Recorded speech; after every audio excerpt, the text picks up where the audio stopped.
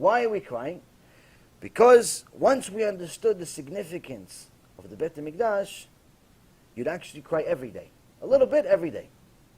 A little bit every single day of why we don't have the Beit HaMikdash. So first and foremost, the obvious is that when the Beit HaMikdash existed, we were able to see miracles in the open 24 hours a day. There was not a minute that existed where there wasn't a miracle. But I don't mean a miracle like, it was like, oh yeah, it's a miracle, you just missed an accident. Like miracle, you would see wonders. You'd see HaShem at work. Things that are beyond nature. So there was no question of emunah.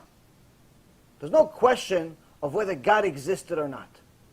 So the natural question would be, so how could it be that Menashe, and many like him, worshipped idols? Menashe was a Jew. His father was a tzaddik, to such an extent that Hashem said, if I decided to bring Mashiach, he would be it. Menashe's father was supposed to be Mashiach. But Menashe was an idol worshiper until he did Teshuva. How? If you see miracles, two reasons. Number one, we're not going to get too deep into it, but number one reason is because in that generation, that was the Yetzer Hara of the generation. In our generation right now, the big Yetzer Hara is money and sex. Those are the two big Yetzer Hara that people can't control. People are literally willing to die for both of them. In that generation, the big thing that people are willing to die for is idol worship. The second thing is that idols weren't the same idols like you have today. Today, idol is Christianity, which is some idiot that died 2,000 years ago, and they claim that he's something or somebody. That's one form of idol. Another form of idol is the stuff that you buy at Chinatown. You buy for $15, and you take it home, you start praying to it. Another form of idol is saying that the cow, because she's pregnant 9 months, that means she's holy. So the Hindus made her an idol, miskena, the cow. She doesn't know that she's surrounded by idiots. But they pray to cows. Bemet. Vimesh, the tzaddik, he showed me pictures. He says that many houses have this thing that they buy in the store, in a regular supermarket. And he showed me this bottle. And I don't read Indian. So what's this bottle? It's urine. They buy in the supermarket, regular supermarket, they buy cow urine. Some people drink it every day. Some people just wash their house with it. Why? Because it came from a cow. But this is in a supermarket. It's not like in some like Baba's house. It's in a supermarket, regular supermarket. You have cookies, you have urine. You have cookies, you have crackers, you have naknik, you have urine. And people buy it. They go to the same shelf, has all of them. They take it, I'm going to wash the house. I'm going to drink it, take a sip like Gatorade. But man, crazy.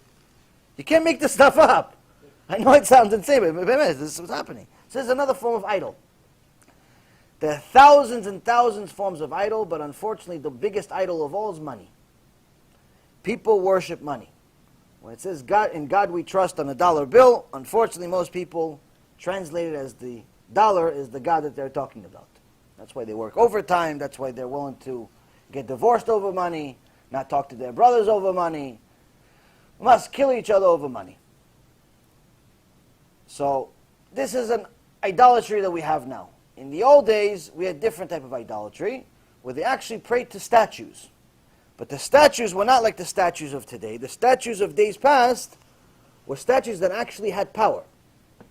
So if you pray for, you pray to the statue to give you money, he would give you money. You pray for him to give you health, he'll give you health. Hashem actually instilled power in these idols, according to the Midrash, because that was the test. Because even though you see me performing miracles in the Beit HaMikdash, maybe there's a shortcut. I'm giving you a shortcut, maybe you have a shortcut. You're going to take the shortcut, you're going to come back to me. So to us it seems silly, because we don't have the same Yetzer Hara, but our Yetzer Hara is worse though, by the way. Because our Yetzer Hara is evolved. He has idol worship, but we don't know if it is. Most people are idol worshipping, but they don't know they're idol worshipping. At least back then they knew. So our Yetzer Hara is worse. So now, the Beit HaMikdash was an opportunity that after we realized that we messed up, that was the Teshuva station. You didn't have to go to lectures. Even with free pizza, nothing. All you have to do is go to Beit HaMikdash, bring korban, say I'm sorry, start crying, finished. Finished. You mamash finished. You go back home, you're back to being tzaddik.